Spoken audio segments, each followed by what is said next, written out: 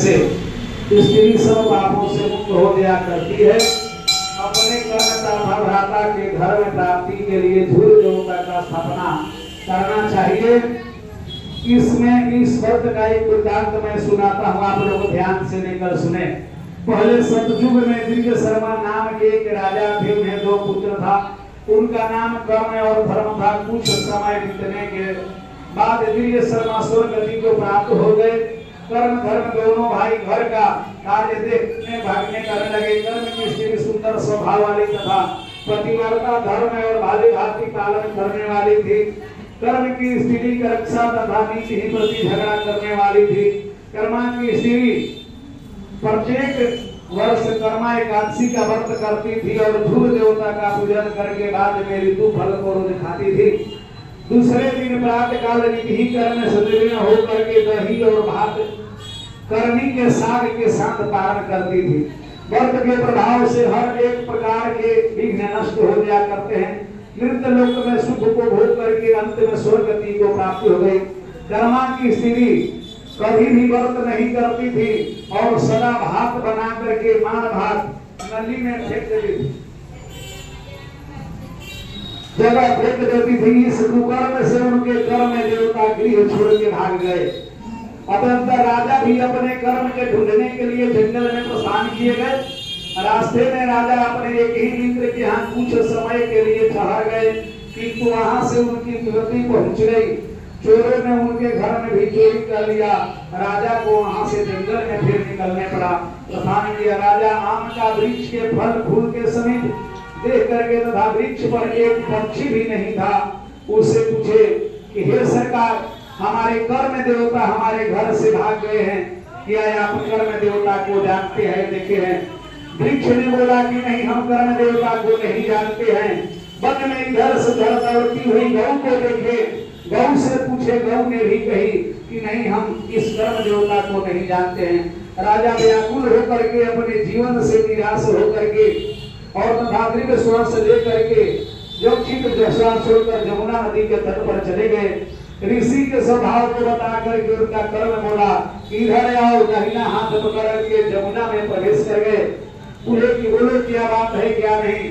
इस कारण में संपूर्ण संपत्ति को कार्य करने के लिए अपने कार्य को सुन करके कर्म देवता राजा से बोले कि तुम घर जाकर के भक्ति के साथ कर्मा एकादशी का व्रत करो। इस व्रत के प्रभाव से पापों से छुटकारा पाएगा, उत्तम सिद्धि को प्राप्त होगा, पुत्र पुत्र आदियों के साथ तेरा सभी मनोकामना पूर्ण हो जाएगी। कर्मा एकादशी का व्रत धूल पूजन से कार्य होता है। इसीलिए हर मनुष्य को हर 4 दिन में भाद्रपद के शुक्ल पक्ष में आधिक में एकादशी आए, उसी दिन कर्मा एकादशी कहता है।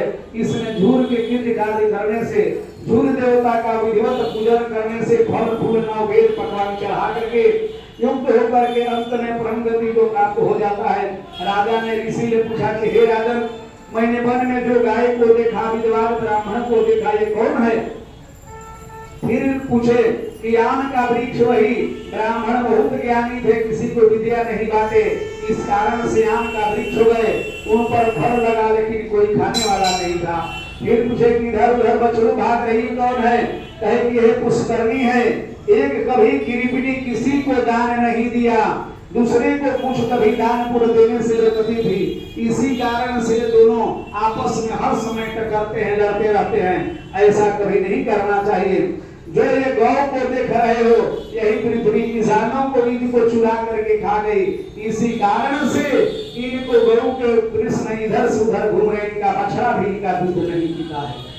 हे दिव्यवर्ष, हे कर्म धर्म दोनों भाई, जाओ जा करके अपने पत्नी से सलाह करो, कहो कि कर्म के साथ में धर्मा की स्त्री के साथ तुम भी कर्मा एकादशी का व्रत करो।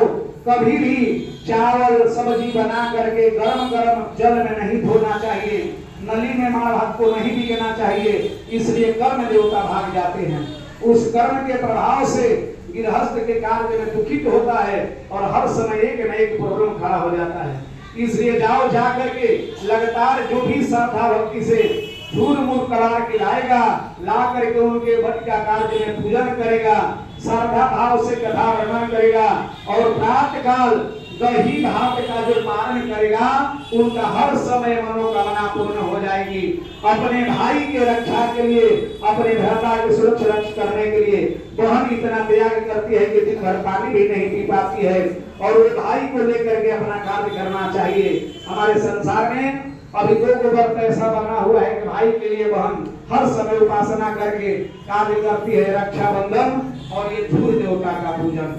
इसमें जो भी श्रद्धा भक्ति से कार्य हो उनका करना चाहिए और ध्यान यही देना चाहिए कि गर्म चीज कभी नली में जगह नहीं फेंकना चाहिए।